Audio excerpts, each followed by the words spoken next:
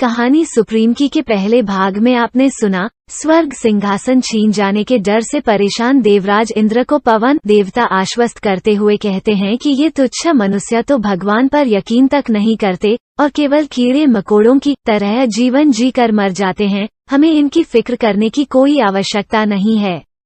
अब आगे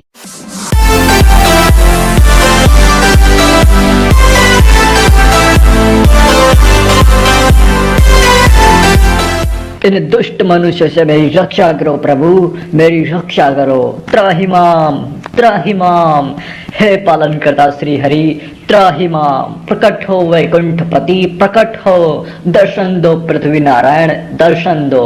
धरती माता कलयुग में हो रहे घोर पापों को देखकर तड़पते हुए बोली, मैं इन दुष्टों को अब और बर्दाश्त नहीं कर सकती।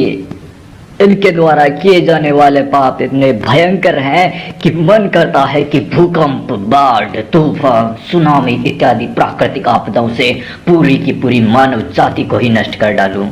फिर ना रहेगा मानव और ना रहेगी इनकी दुष्टता। लेकिन ऐसा करने से आपके द्वारा बनाए गए पूरे ब्रह्मांड का संतुलन ही बिगड़ जाएगा। इसलिए हे प्रभु, मेरी मजबूरी को समझो और प्रकट हो। हरि शरणम, हरि शरणम। अचानक से जैसे पूरा ब्रह्मांड सजीव हो उठा, अंतरिक्ष का काला रंग जैसे कहीं खो गया हो और करोड़ों सूर्य से भी तेज प्रकाश अंतरिक्ष में फैल गया। ग्रहों ने परिक्रमा लगानी बंद कर दी, नदी ने बहना बंद कर दिया, पक्षियों ने चहचहाना बंद कर दिया। भगवान शिव शंकर ने अपनी समाधि को त्याग कर अपना ध्यान अंतरिक्ष पर केंद्रित कर दिया, जैसे वो किसी अलौकिक घटना को अपनी आंखों से देखना चाहते हो। स्वर्ग के देवतागण, देव ऋषि नारद इत्यादि सभी धरती माता के आसपास इन विचित्र और अलौकिक घटनाओं को देखने के लिए प्रकट हो गए। धरती पर रह रहे चिरंजीवी भगवान परशुराम, हनुमान जी इत्यादि सभी ने अपनी दिव्य दृष्टि धरती के आसपास के अंतरिक्ष पर केंद्रित कर दी। एक दिव्य संग की मधुर ध्वनि पूरी पृथ्वी पर गूंजने लगी। उस दिव्य तेज प्रकाश से धीरे धीरे चतुर्भुज श्री हरि विष्णु की छवि दिखाई देने लगी। उनके चेहरे पर मधुर मुस्कान थी। उनके बहुत ही आकर्षक रूप को देखकर एक पल के लिए तो माता पृथ्वी भी अपने दुख को भूल गई। फिर उन्होंने स्त्री रूप धारण कर और सिर झुकाकर भगवान को प्रणाम किया। वहां पर मौजूद अन्य देवी देवताओं ने भी भगवान के सत्कार में हाथ जोड़कर प्रणाम करके खड़े हो गए। धरती माता ने अत्यंत ही करुण स्वर में कहना आरंभ किया, मुझे पता था प्रभु कि आप मेरी पुकार को अनसुना नहीं करोगे और जरूर प्रकट होगे। अब शीघ्र ही मेरे दुख का निवारण कीजिए दीनानाथ। मैं नहीं देख सकती कि कैसे ये दुष्ट पापी मनुष्य मूक निर्दोष जीवों को काट कर खा जाते हैं। माँ के समान पूजे जाने वाली गौ माता को भी ये लोग नहीं छोड़ते। कीड़े मकोड़ों को भी जिंदा ही खा जाते हैं।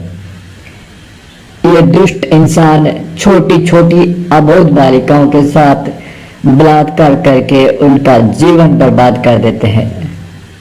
आपके भक्तों के साथ आए दिन मारपीट, खून खराबा होता रहता है। भाई भाई के खून का प्यासा है। बेटा बाप की हत्या कर देता है। कुछ नीच अधर्मी भाई तो अपनी बहन के साथ ही कुकर्म कर देते हैं। आपके संसार में भोले भाले सीधे लोग दुख भोग रहे हैं और पापी व दुष्ट मनुष्य सुख भोग कर रहे हैं। भगवान के समान दर्जा पाने वाले माता पिता की कलयुगी संतान कैसे दुर्गति कर रहे हैं, ये सब मैं नहीं देख सकती प्रभु, नहीं देख सकती। भगवान श्री नारायण ने मुस्कुराते हुए कहा, क्या आपको याद है देवी कि महाभारत के समय मैंने अर्जुन को गीता उपदेश देते हुए क्या कहा था? मैंने कहा था कि यदा यदा ही धर्मस्य ग्लानिर्भवति भारतः अभ्युत्थानम अधर्मस्य तदात्मानं सृजाम्यहम् परित्राणाय साधूनां विनाशाय च दुष्कृतां धर्म संस्थापनार्थाय संभवामि युगे युगे। अर्थात जब जब धर्म की हानि होगी और अधर्म अपना सिर उठाएगा, तब तब दुष्टों के विनाश के लिए, साधुओं की रक्षा के लिए और धर्म की स्थापना के लिए मैं हर युग में अवतार लूंगा। मुझे अच्छे से याद है भगवान, लेकिन आपका कल की अवतार होने में तो अभी 4 लाख से भी ज्यादा का समय बचा है।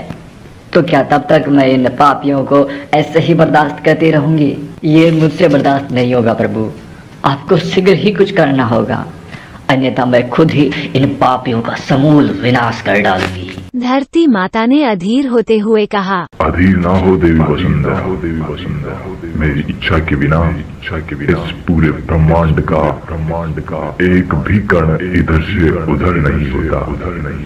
तो फिर इन तुच्छ मनुष्य की औकात ही क्या है जो आपको परेशान कर सके। मुझे आपके दुख का भी भली भांति ज्ञान है और आपके दुख के निवारण के लिए स्वयं मुझे अवतार लेने की अभी कोई जरूरत नहीं।